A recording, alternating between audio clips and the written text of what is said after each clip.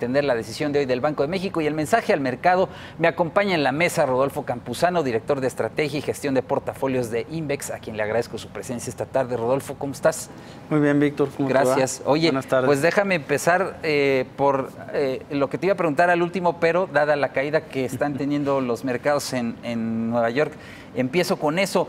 Estamos entrando en un nuevo periodo de incertidumbre, de volatilidad en los mercados por las preocupaciones sobre Estados Unidos. Pues sí, es una semana que muy distinta a la que hemos visto en varios años hacia atrás, ajustes muy relevantes. Creo que hay un mercado muy nervioso con el tema de las tasas de interés y la inflación. En especial en las últimas semanas hemos visto modificarse al alza las expectativas y acelerarse el movimiento de tasas de interés de largo plazo en Estados Unidos y en el resto de los países desarrollados. Y bueno, creo que lo que estamos viendo pues, es un ánimo de venta después de varios meses de una racha muy fuerte, ¿no? Claro. Ahora, a mí me parece que si cerramos la semana en niveles todavía más bajos, no es un buen indicio. Todos esperábamos después del lunes pues, una pausa, flujo de compradores al mercado, con la idea de que hay un mejor crecimiento, con la idea de que las utilidades de las empresas pueden ser mejores este año, pero lo que estamos viendo pues, es nerviosismo, ¿no? Claro. Oye, ¿qué destacar del comunicado de Banco de México de hoy? ¿Cuál es el mensaje al mercado? Bueno, creo que lo principal es que sigue habiendo un sesgo restrictivo, que el Banco de México muestra, digamos, un mensaje tal vez más moderado con relación al panorama de inflación, pero en donde sigue enumerando muchos factores que pueden alterarla, ¿no? Sigue habiendo un riesgo, digamos, elevado en el panorama inflacionario y repito, múltiples factores determinantes que pueden hacer variar la trayectoria de la inflación, desde la negociación del TLC, desde la afluencia de la política monetaria en Estados Unidos y qué cambios puede haber, desde modificaciones en precios agropecuarios, energéticos, desde el asunto de volatilidad en los mercados por las elecciones. Aquí hay un abanico muy grande de cosas que pueden modificar el rumbo de la inflación. Entonces el Banco de México está haciendo su tarea de mantener un sesgo restrictivo, advertir que hay un espacio que todavía es muy limitado a la baja y que hay muchos factores que pueden alterar el escenario, ¿no? Yo creo que pues, está haciendo su tarea, hizo bien en elevar la tasa y pues, los futuros aumentos de tasas son inciertos porque dependen de cómo, del entorno, claro, cómo actúan esos factores determinantes que enumeró, ¿no? Oye, nos dice algo el reconocimiento de que la trayectoria de la inflación está retrasándose y que se alcanzaría el objetivo ahora en el primer trimestre de 2019, o ya era algo que también el mercado estaba viendo.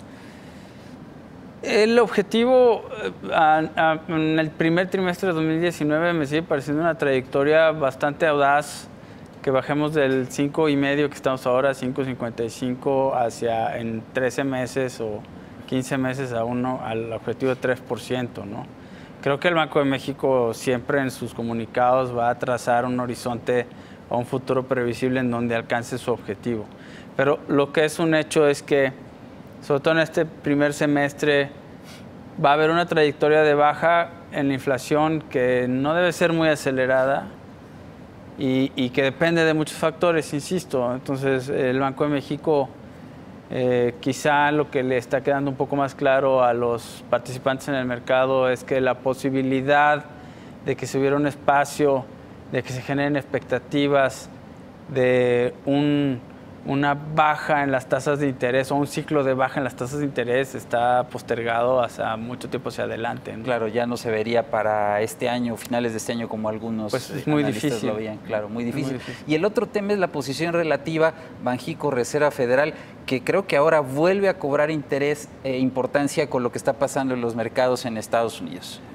Pues sí, creo que el Banco de México simplemente agrega de nuevo este factor de dentro de las cosas que tengo que observar es la evolución del ciclo de retiro de la política acomodaticia que ha hecho la Reserva Federal y de los incrementos que puede haber, ¿no?